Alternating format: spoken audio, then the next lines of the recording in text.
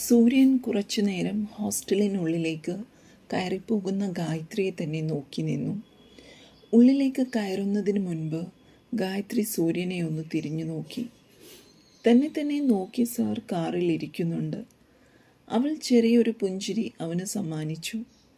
തൻ്റെ വലതുകൈ അവൾക്ക് നേരെ ഉയർത്തി ഒന്ന് വേവ് ചെയ്ത് സൂര്യൻ കണ്ണ് ചിമ്മി കാണിച്ചു. അതിന് മറുപടി എന്നോണം അവൾ അവനെ നോക്കി തലകുലുക്കി. അവൾ ഉള്ളിലേക്ക് കയറിപ്പോയതിന് ശേഷമാണ് സൂര്യൻ കാർ റോഡിലേക്ക് ഇറക്കിയത്. അവൻ്റെ ചുണ്ടിൽ ഒരു ചെറുപുഞ്ചിരി തത്തിക്കളിച്ചു. എത്ര പെട്ടെന്നാണ് അവൾ തൻ്റെ ഹൃദയത്തിൽ കൂടുകൂട്ടിയത്.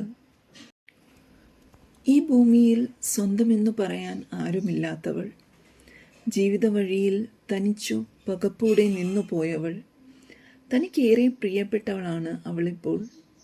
സൂര്യൻ്റെ മനസ്സ് അവളെക്കുറിച്ചുള്ള ചിന്തകളാൽ നിറഞ്ഞു. ഇതേ സമയം റൂമിലെത്തിയ ഗായത്രി റൂം ആകമാനം ഒന്ന് നോക്കി. തനിക്കായി ഒരു റൂം, അതും എല്ലാ സൗകര്യങ്ങളുമുള്ള ഒരു മുറി. അവൾ കയ്യിലുള്ള ബെഡ്ഷീറ്റും മറ്റു സാധനങ്ങളുമെല്ലാം ടേബിളിൽ വെച്ച് കിടക്കയിൽ വന്നിരുന്നു. ബെഡ്ഷീറ്റ് വിരിച്ച് റൂമിൽ ആവശ്യമായ മാറ്റുകൾ നിലത്തിട്ടു. പിന്നെ അവൾ പോയി കുളിച്ചു ഫ്രഷായി വന്നു. ഫോൺ എടുത്തു നോക്കി. സിമി വിളിച്ചിട്ടുണ്ടായിരുന്നു. അവളോട് സംസാരിച്ച ശേഷം ശ്രീജ മാമിനെയും വിളിച്ച് താൻ ഹോസ്റ്റലിൽ എത്തിയെന്ന് അവൾ അറിയിച്ചു. രാത്രി 8 മണിയായാൽ ഹോസ്റ്റൽ മെസ്സിൽ പോയി ഭക്ഷണം കഴിക്കണമെന്ന് ശ്രീജ ടീച്ചർ അവളെ ഓർമ്മിപ്പിച്ചു. അവൾ ടീച്ചറോട് സംസാരിച്ചു കഴിഞ്ഞ് ഫോൺ വെച്ചു. ബാഗിനുള്ളിൽ നിന്ന് പുസ്തകങ്ങളൊക്കെ എടുത്ത് സ്റ്റഡി ടേബിളിൽ അടുക്കി വെച്ചു. അവൾക്കിന്ന് പഠിക്കാൻ ഒന്നും മൂഡ് തോന്നിയില്ല. ബെഡിൽ വെറുതെ കിടന്ന് ഇന്ന് നടന്ന കാര്യങ്ങളൊക്കെ അവൾ ആലോചിച്ചു. തൻ്റെ ജീവിതം എത്ര പെട്ടെന്നാണ് മാറിമറിഞ്ഞത്.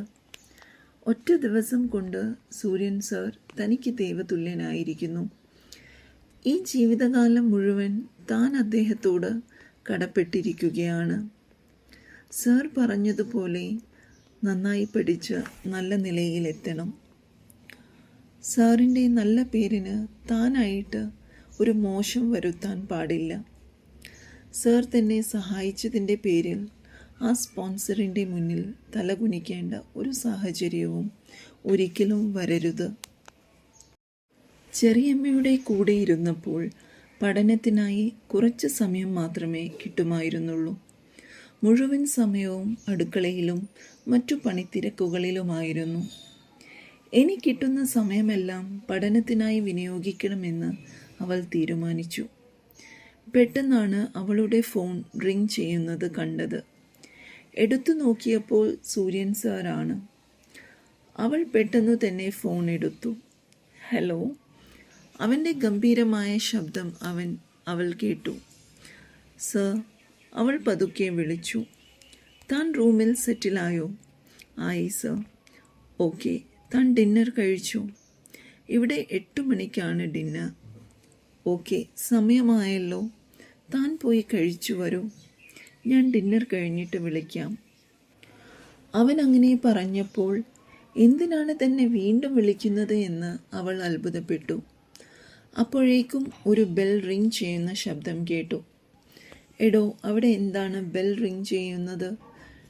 ഡിന്നർ കഴിക്കാനുള്ള ബെൽ ആയിരിക്കും സർ. എന്നാൽ താൻ പോയിട്ട് വരൂ.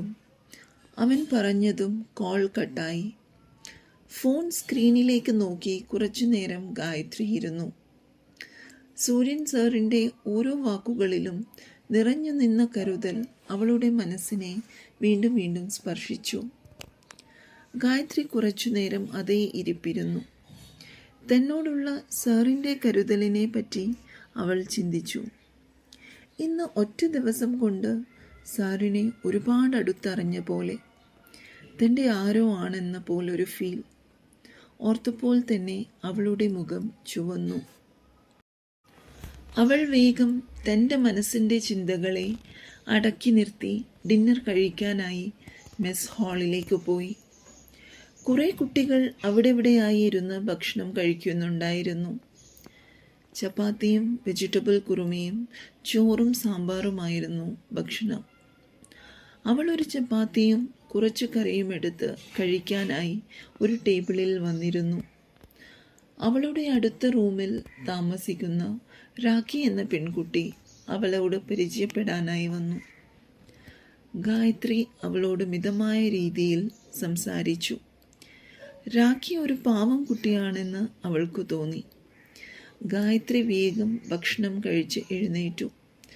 കൂടുതൽ ആരെയും പരിചയപ്പെടാനോ സംസാരിക്കാനോ അവൾക്ക് ഒരു മൂഡും തോന്നിയില്ല.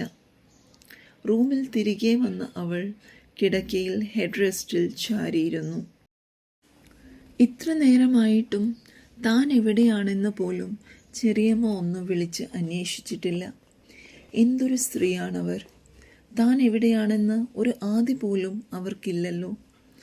ആ ചിന്ത അവളുടെ മനസ്സിൽ ഒരു ചെറിയ വേദനയായി പടർന്നു. അവളുടെ കണ്ണിൽ നീർ നിറഞ്ഞു.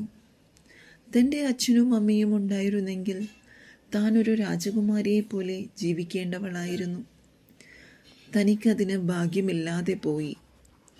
അവൾ ബാഗ് തുറന്ന് ഒരു ഫോട്ടോ ഫ്രെയിം പുറത്തെടുത്തു. തന്നെ എടുത്തു നിൽക്കുന്ന അച്ഛനും അമ്മയും.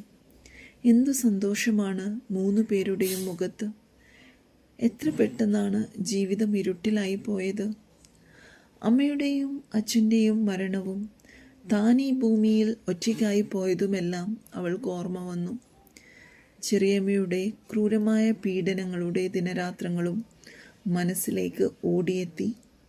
വിങ്ങിക്കരഞ്ഞുകൊണ്ട് അവൾ തലയണയിലേക്ക് മുഖം പൂഴ്ത്തി.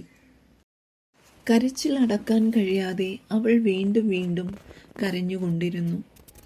ഓരോ കണ്ണുനീർ തുള്ളിയിലും അവളുടെ നഷ്ടങ്ങളുടെ വേദനയും പറയാനാവാത്ത ഏകാന്തതയും നിറഞ്ഞു നിന്നു. ആ നിമിഷം അവൾക്ക് ഏറ്റവും കൂടുതൽ കൊതിച്ചത് അച്ഛൻ്റെയും അമ്മയുടെയും ഒരു സ്നേഹസ്പർശനത്തിനായിരുന്നു. ഇതേ സമയം സൂര്യൻ ഡിന്നറൊക്കെ കഴിച്ച് ഫ്രഷായി വീട്ടിലിരിക്കുകയായിരുന്നു. കുറച്ചു നേരം TV ന്യൂസും ഫോണിലൂടെയുള്ള ബിസിനസ് ചർച്ചകളുമൊക്കെ കഴിഞ്ഞ് അവൻ റൂമിലേക്ക് വന്നു. മനസ്സിൽ വീണ്ടും ആ ഒരുവളുടെ മുഖം തെളിഞ്ഞു വന്നു. അവൻ ഫോൺ എടുത്തു ഉടനെ തന്നെ അവളെ വിളിച്ചു. ബെല്ലടിക്കുന്നുണ്ട്. അവൾ ഫോൺ എടുക്കുന്നില്ല. എന്തുപറ്റി? അവൻ ആകുലപ്പെട്ടു. നേരത്തെ വിളിച്ചപ്പോൾ കുഴപ്പമൊന്നും ഉണ്ടായിരുന്നില്ലല്ലോ. ഗായത്രി, അവൻ ഒന്നുകൂടി വിളിച്ചു. സർ. അവളുടെ സ്വരം വിറച്ചിരുന്നു. അവൾ കരയുകയായിരുന്നു. അവൻ മനസ്സിൽ ചിന്തിച്ചു. അവളുടെ ശബ്ദത്തിലെ വേദന അവനെ അസ്വസ്ഥനാക്കി. എടോ, ഞാനിപ്പോൾ ഒരു വീഡിയോ കോൾ ചെയ്യാം. താൻ ഫോൺ എടുക്കണം. അവൾ മറുപടി പറയുന്നതിന് മുൻപേ ഫോൺ കട്ടായി. സർ തന്നെ വീഡിയോ കോൾ ചെയ്യുന്നത് എന്തിനാണ്? അവൾ അത്ഭുതപ്പെട്ടു. ഉടനെ തന്നെ അവളുടെ ഫോണിൽ അവൻ്റെ വീഡിയോ കോൾ വന്നു. അവൾ മടിച്ചു ഫോൺ എടുത്തു. സ്ക്രീനിൽ സൂര്യൻ്റെ മുഖം തെളിഞ്ഞു. അവൻ അവളെ ഉറ്റുനോക്കി. മുഖമാകെ ചുവന്നിരിക്കുന്നു. കണ്ണുകൾ നിറഞ്ഞതുപോലെ. സൂര്യൻ തൻ്റെ മുഖത്തേക്ക് തന്നെ നോക്കുന്നത് കണ്ടപ്പോൾ അവൾ മുഖം താഴ്ത്തി. ക്രീം നിറത്തിലുള്ള ഒരു ടീഷർട്ടും പലാസോവും ആണ് അവൾ ധരിച്ചിരുന്നത്. ഇതുവരെ അവളെ ചുരിദാറിൽ മാത്രമേ താൻ കണ്ടിട്ടുള്ളൂ. ഇപ്പോൾ ഈ വേഷത്തിൽ തീരെ ചെറിയൊരു കുട്ടിയെ പോലെ തോന്നുന്നു. കുളി കഴിഞ്ഞ് പാതി ചുരുണ്ട മുടി വിടർത്തിയിട്ടിരിക്കുന്നു. അറിയാതെ തന്നെ ഒരു നിമിഷം അവൻ അവളെ നോക്കി നിന്നു. താൻ എന്തിനാണിപ്പോൾ കരഞ്ഞത്? സൂര്യൻ്റെ ഗൗരവത്തോടെയുള്ള ചോദ്യത്തിന് ഗായത്രി മറുപടി പറഞ്ഞില്ല. ഗായത്രി തന്നോടാണ് ചോദിക്കുന്നത്. എന്താണ് പ്രശ്നം? അവൾ ഒന്നുമില്ലെന്ന് തലയാട്ടി. ഒന്നുമില്ലാഞ്ഞിട്ടാണോ താൻ കരയുന്നത്? ഹോസ്റ്റലിൽ താൻ ഓക്കെയല്ലേ? അതേ എന്ന രീതിയിൽ അവൾ തലയാട്ടി. പിന്നെന്താണ്? അവൻ്റെ ക്ഷമ നശിച്ചു തുടങ്ങി. താനൊന്ന് പറയുന്നുണ്ടോ? അവൻ്റെ അല്പമുയർന്ന ശബ്ദത്തിൽ അവൾ ഞെട്ടി. കണ്ണുനീർ ഉരുണ്ടുരുണ്ട് കവളിലൂടെ ഒഴുകാൻ തുടങ്ങി. അവളുടെ വിങ്ങൽ കണ്ടപ്പോൾ സൂര്യൻ്റെ ഹൃദയം അറിയാതെ പിടഞ്ഞു. സർ. ഗദ്ഗദം കൊണ്ട് അവൾക്ക് സംസാരിക്കാൻ പോലും കഴിഞ്ഞില്ല. അവളുടെ കരച്ചിൽ കണ്ടപ്പോൾ അവൻ തൻ്റെ ദേഷ്യത്തെ നിയന്ത്രിച്ചു. അവൻ തൻ്റെ കണ്ണുകൾ മുറുക്കി അടച്ച് വീണ്ടും തുറന്നു. ഗായത്രി, എടോ. അവൻ്റെ സ്വരത്തിൽ സൗമ്യത നിറഞ്ഞു. താൻ കരച്ചിൽ നിർത്തിയേ, ഞാനിപ്പോൾ അങ്ങോട്ട് വരാം, സൂര്യൻ പറഞ്ഞു. ഗായത്രി ഞെട്ടി. സർ എന്താണ് ഈ പറയുന്നത്? ഈ രാത്രിയിൽ സർ എവിടേക്ക് വരാനാണ്? പിന്നെ താൻ അവിടെ എന്തിനാണ് കരഞ്ഞുകൊണ്ടിരിക്കുന്നത് എന്നറിയണ്ടേ? ഞാൻ വാർഡനെ വിളിച്ചു പറയണോ? അതൊന്നും വേണ്ട സർ. പിന്നെ എനിക്ക് സങ്കടം വന്നപ്പോൾ കരഞ്ഞതാണ്. ചെറിയൊരു കുട്ടിയുടെ പരാതി പോലെ തോന്നി അവന്. അവളെ മുറുകെ കെട്ടിപ്പിടിച്ച് മടിയിലിരുത്തി ആ മുഖമാകെ ഉമ്മ വെച്ച് തലോടണമെന്ന് സൂര്യന് തോന്നി. എന്താണ് തനിക്ക് സങ്കടമായത്? എനിക്ക് അച്ഛനെയും അമ്മയെയും ഓർമ്മ വന്നു. വീണ്ടും അവൾ വിങ്ങിക്കരഞ്ഞപ്പോൾ സൂര്യൻ വല്ലാതെയായി. അവളുടെ മാതാപിതാക്കൾ മരിച്ചുപോയി എന്നറിയാം. പക്ഷേ അവരുടെ ഭൂതകാലത്തെക്കുറിച്ച് തനിക്കൊന്നും അറിയില്ല. പോട്ടെടോ, വിഷമിക്കാതെ, അവൻ മൃദുവായി പറഞ്ഞു. അവൻ പറയുന്നത് അനുസരിക്കുന്ന ഒരു കുട്ടിയെ പോലെ അവൾ തലയാട്ടി. തനിക്ക് ഞങ്ങളൊക്കെ ഇല്ലേ? അവൻ്റെ വാക്കുകളിൽ നിറയെ സ്നേഹവും കരുതലും കേട്ട് അവൾ അവനെ നോക്കി.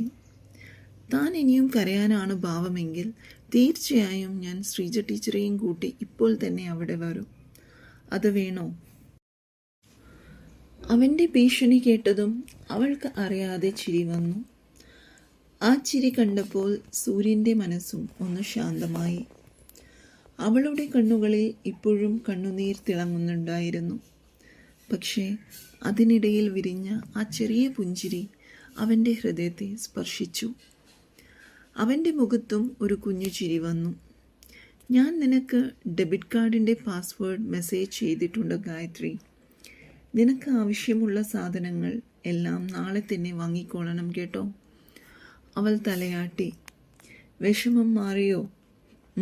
അവൾ മൂളി.